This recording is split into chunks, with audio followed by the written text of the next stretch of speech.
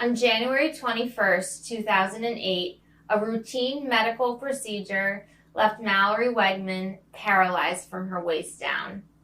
Less than 2 years later, Mallory had broken 8 world records, and by the 2012 Paralympic Games, she had 15 world records and 34 American records in swimming.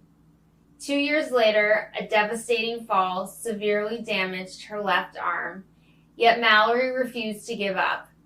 After 2 reconstructive surgeries and extended rehab, she won 2 golds and a silver at the 2019 World Para Swimming Championships.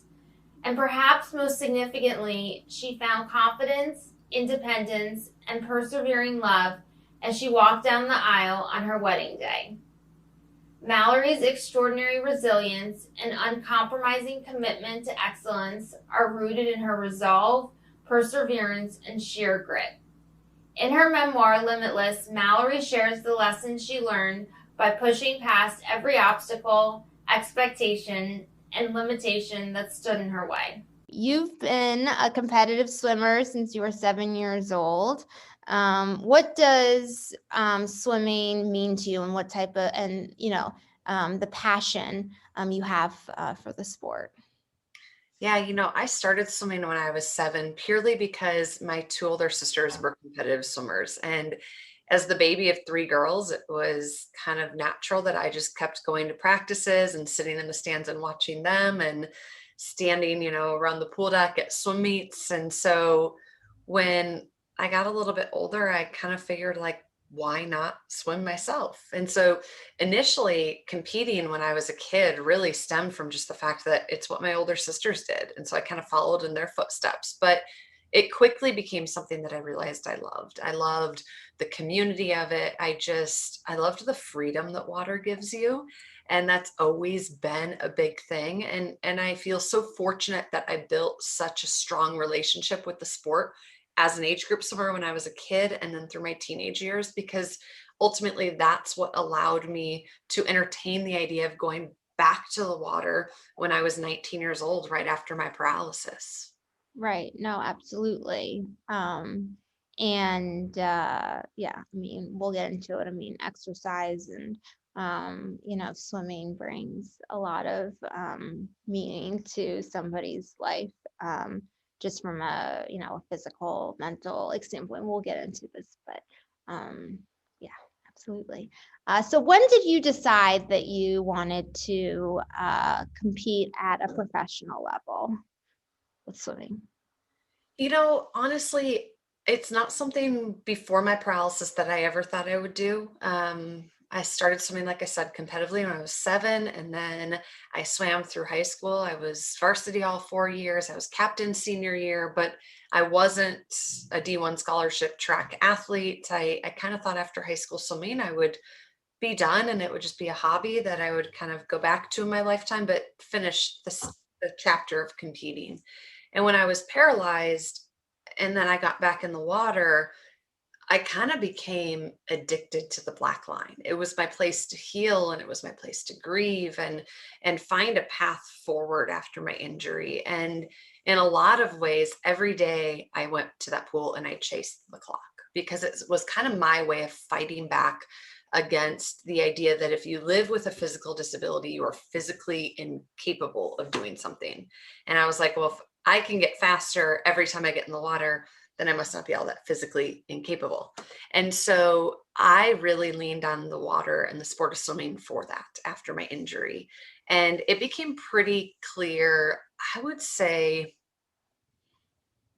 6 months in, that like making the national team, if I trained hard and worked my butt off, could become something. And then from that point on, once I ended up making our national team, gosh, it was 14 months after my injury, it became pretty apparent pretty quickly that like we were on to something and I had a career ahead of me if that's what I wanted. And I Right. love swimming. And so I think that was kind of that staggered approach to first it was my place to heal and then it was my place to realize like we're on to something, like let's go get it. And Yeah, so that was absolutely. really that transition. Did you think like as a child that you would be a professional athlete? Like, Oh, absolutely not. No, I didn't think as a kid. I mean, I always loved watching the Olympics and I idolized Natalie Coughlin and a bunch of the Olympic swimmers, Janet Evans, and people who I've had the fortunate honor of meeting. And, Janet, I would consider her a dear friend at this stage now.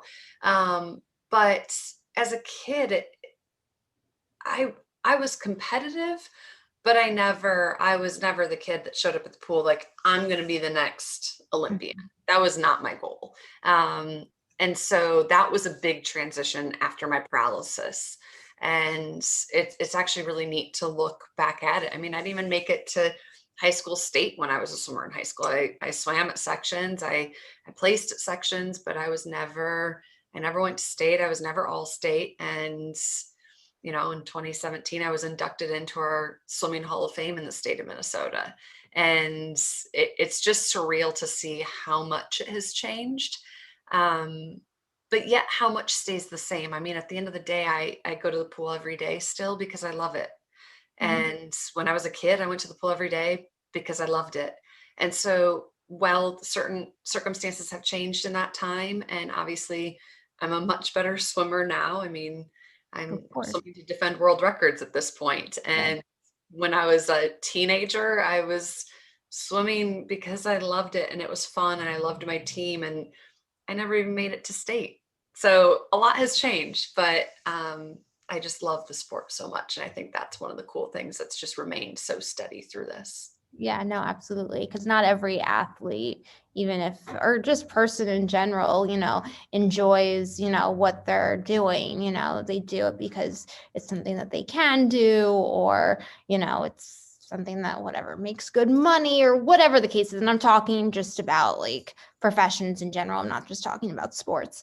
But to really have that passion and drive is like really, really important. And I think, like I said, you're amazing. So it's remarkable, and everything that you've accomplished and so forth.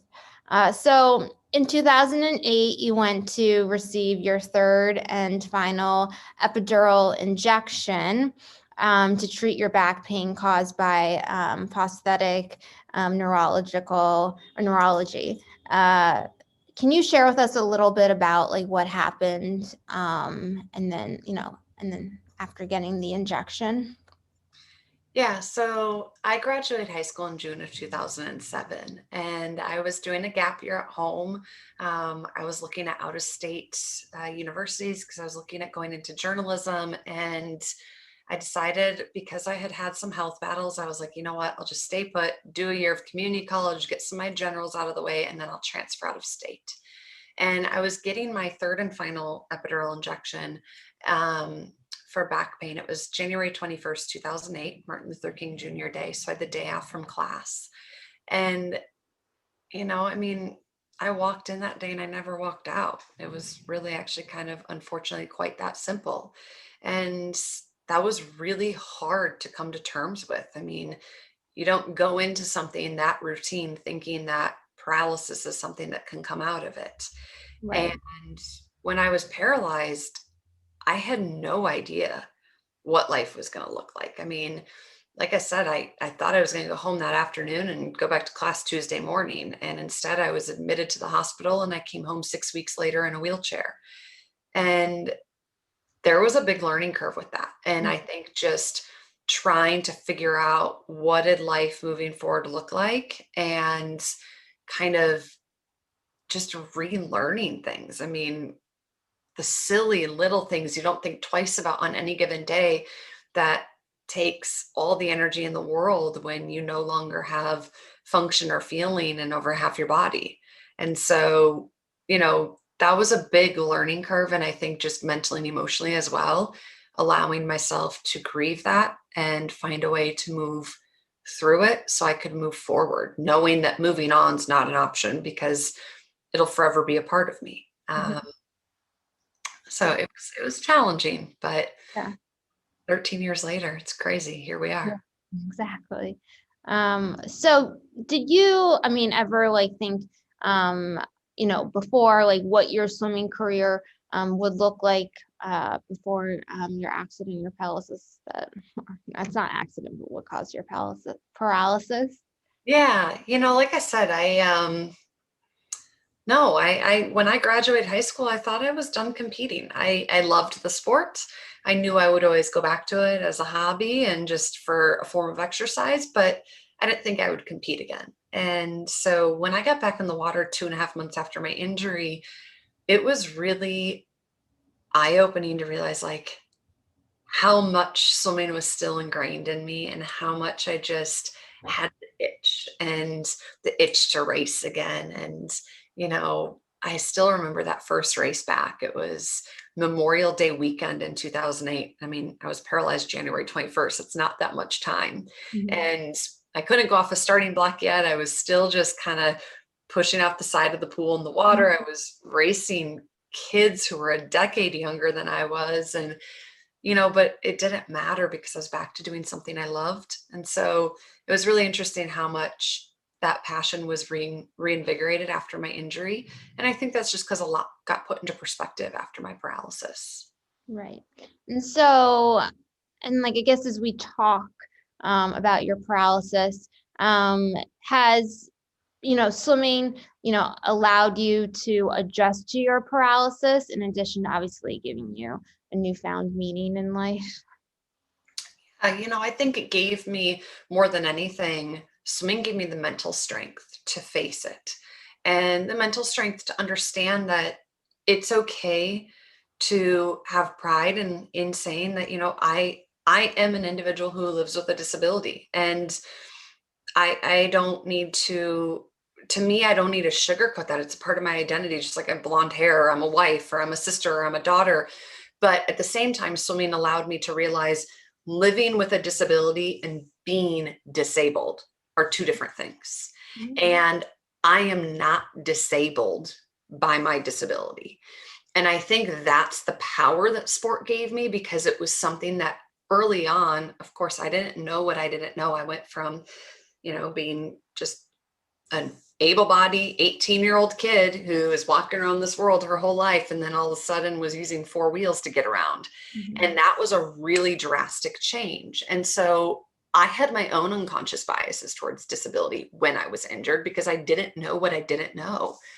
And what I loved about swimming was it was something physical that forced me to kind of mentally flip the narrative of what disability looked like and change my own unconscious bias as well as changing my own perception of what it meant for me and my life moving forward. And I think that's what's been so neat for me of yes, swimming makes me stronger. And the stronger I am, the easier it is to maneuver life as a paraplegic. Mhm. And swimming does a lot of things for the health in my body to kind of fight against some of the other things that come with having a spinal cord injury. But swimming also keeps me mentally sharp. It keeps me emotionally in check and all of those other things. And early on, I think that was the biggest gift that it gave me because Mhm.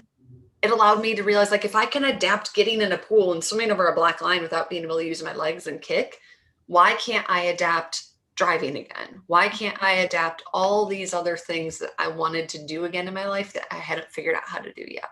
Yeah, no, absolutely. Now, unfortunately, you also then had another setback a few years later, and it caused you to have nerve damage, which caused you to have difficulty moving around in your wheelchair. So, how did you manage that and kind of figuring out the new way to maneuver in life with four wheels? Yeah, no, it's a great question. It's interesting. When I was paralyzed, obviously, I learned how to adapt to my circumstances with two strong arms. And that served me really well for 6 years. And then my arm injury happened in 2014. And when that happened, I literally felt like a rug got pulled out from underneath me. I mean, quite literally, because it happened in a fall. I was sitting on an accessible shower bench in a hotel room, and it came unscrewed from the wall when I was showering. And I came crashing to the ground and fell on my left arm.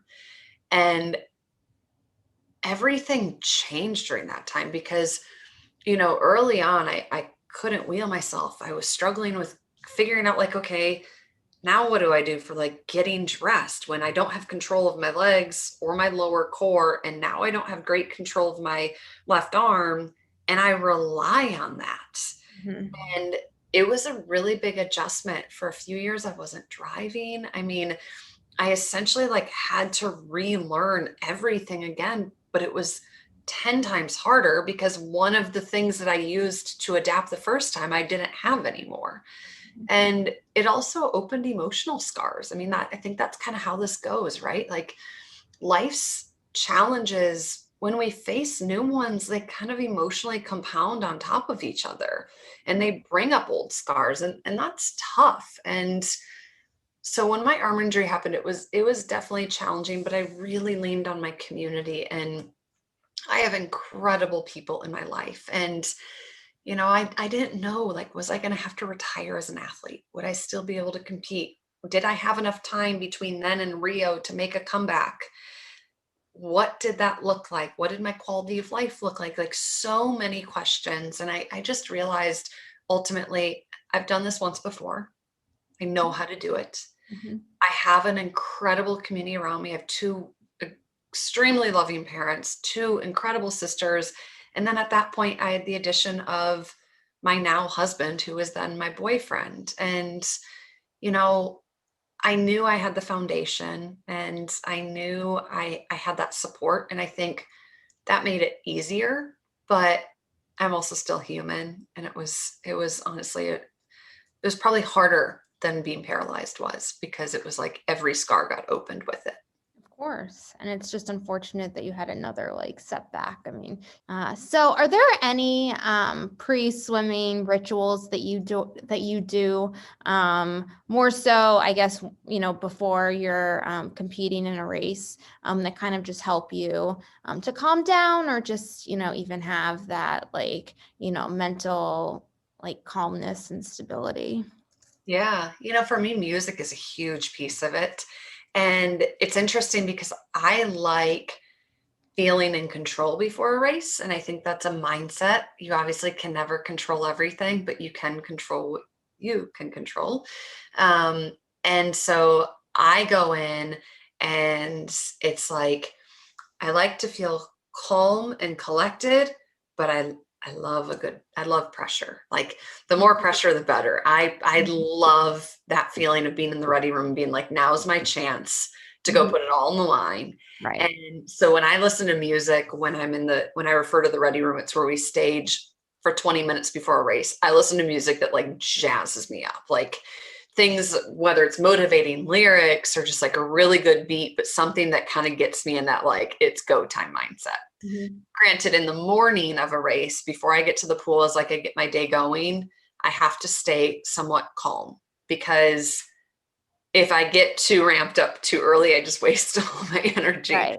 And so music it's a really big piece of that. I listen to different music in the morning, like when I'm getting ready to head out to the pool. And then even before I get into warm-ups, like I always have headphones in when I'm at a competition.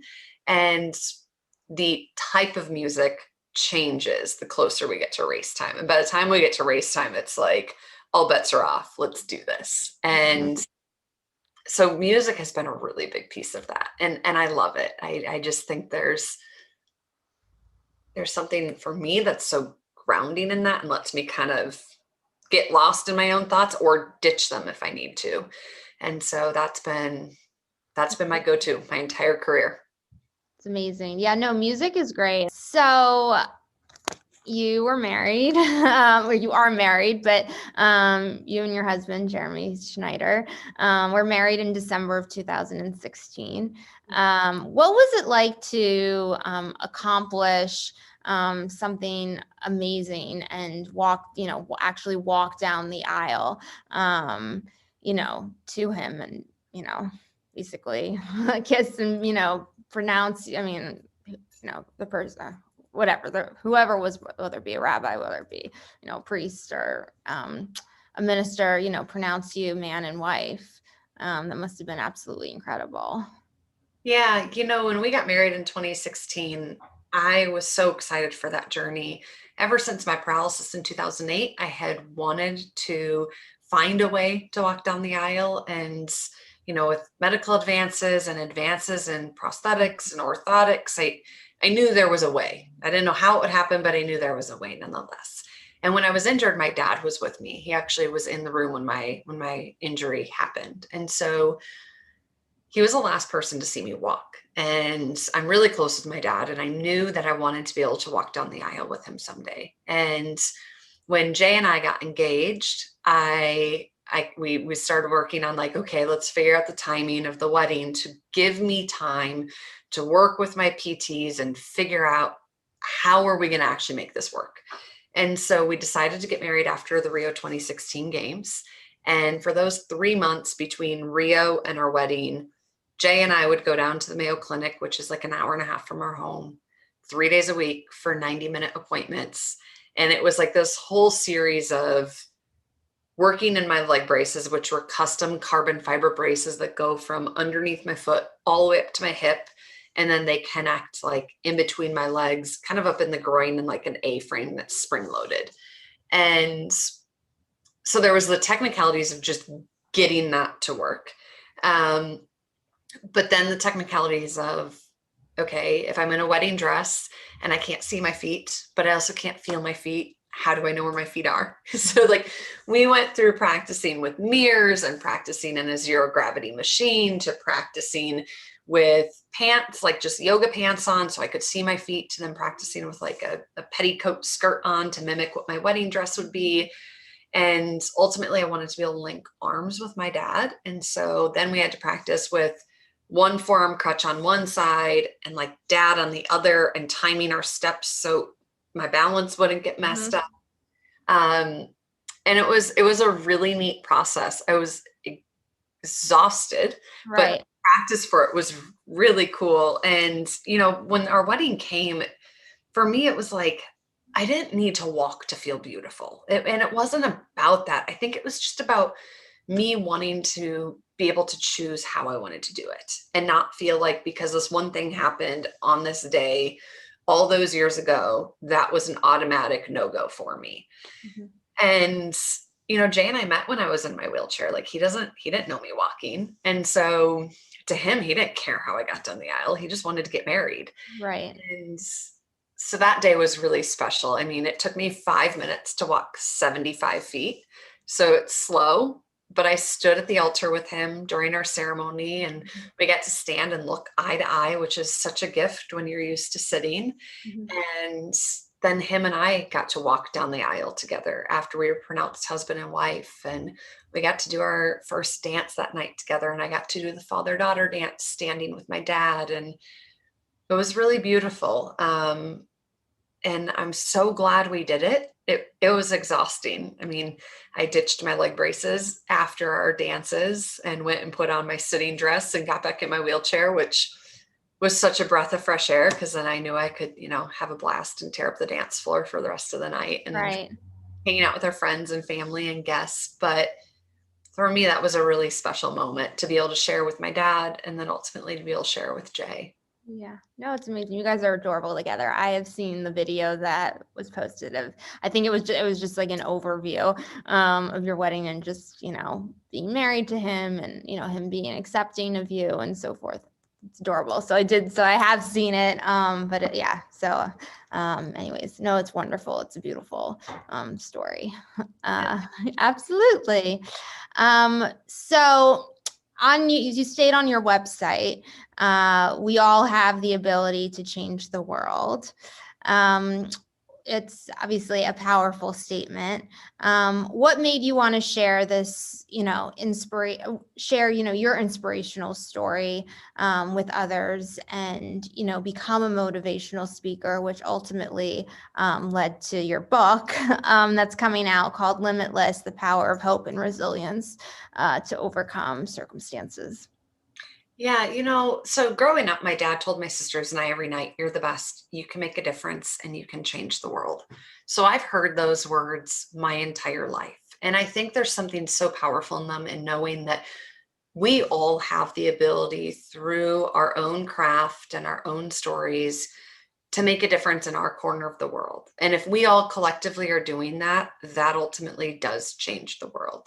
And so I really do strongly believe in just those small actions that add on top of one another and create substantial impact. And so when I was injured, I kind of was like, okay, once I got through the grieving part, I really wanted to understand why. Like, why did that day happen? And not in a why me phrase, but like, okay, if we believe everything happens for a reason, and that was my belief, then why did this happen? Like, what's the reason? Where's the positive swing on this one? Right. And when I gave my first speech in 2011, I got the opportunity individually to speak with individuals in the audience who just kind of came up and started sharing their stories with me afterwards. And I was terrified going into that speech. I mean, I got a C in high school speech class. I was so shy before my paralysis. Right. And I didn't know how to put my story into words in a keynote format for a corporate setting. And afterwards, as I heard these individuals share their own stories with me, I realized that when we're vulnerable, we're ultimately more connectable.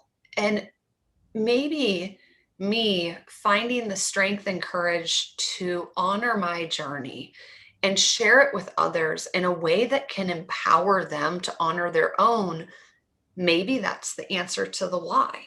Maybe that is why January 21st, 2008 happened. And so ever since then, my motto, and it's become my husband and I's motto now, is if we can do something to impact just one person, then it's worth it.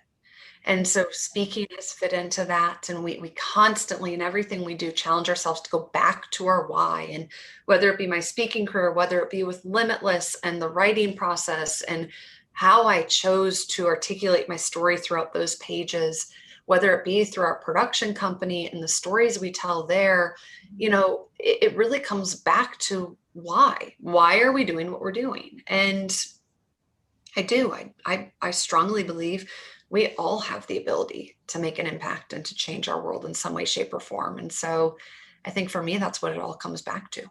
Yeah, no, absolutely. I mean, and I do speak, and I love to public speak and so forth. It can obviously be a little nerve wracking and so forth, but once you get it, you get going, and I love sharing my story and so forth.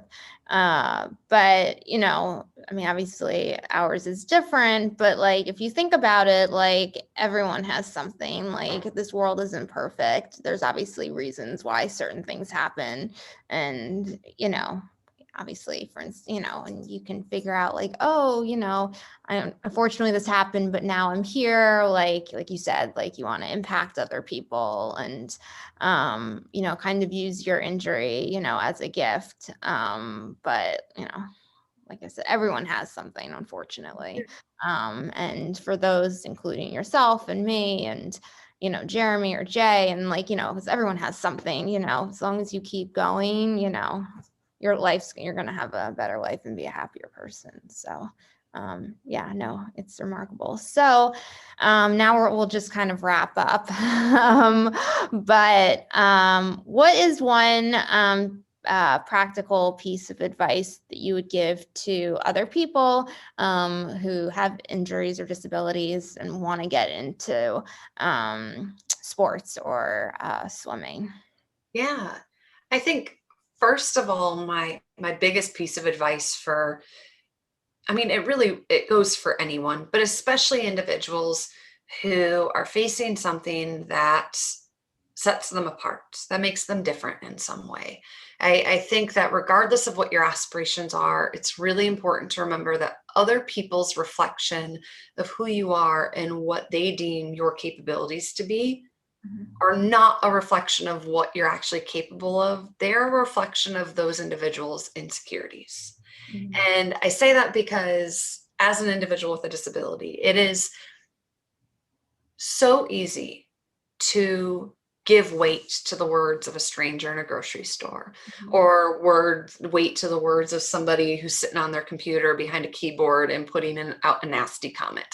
And there's a lot of bullies in our world. And when you look a little different, or you talk a little different, or you act a little different, or you whatever a little different you are, people have something to say. It's like that difference gives your privacy, gives their curiosity a free pass, and your privacy goes out the door. And so my biggest thing I would say to anybody who is in circumstances that sets them apart a little bit is to remember that other people's perceptions of what you're capable of is not a reflection of what you truly are capable of. It is purely a reflection of their own ignorance and insecurities. And with that, if you want to go be the next Paralympic swimmer or track and field athlete, or you want to become a nurse or a doctor or whatever your next thing is that you want to do, and maybe that's a little against the grain because of the circumstances you carry, who cares?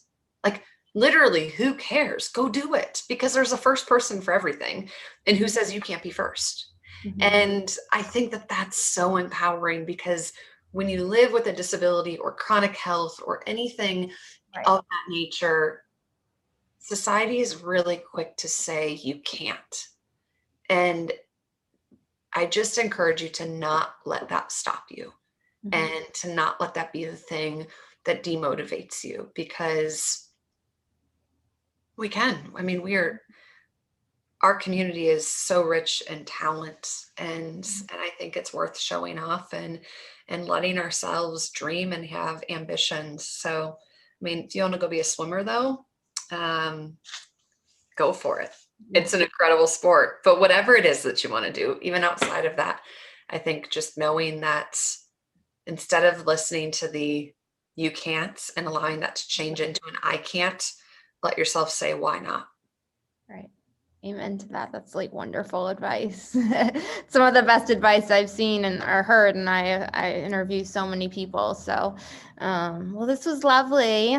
Thank you so much.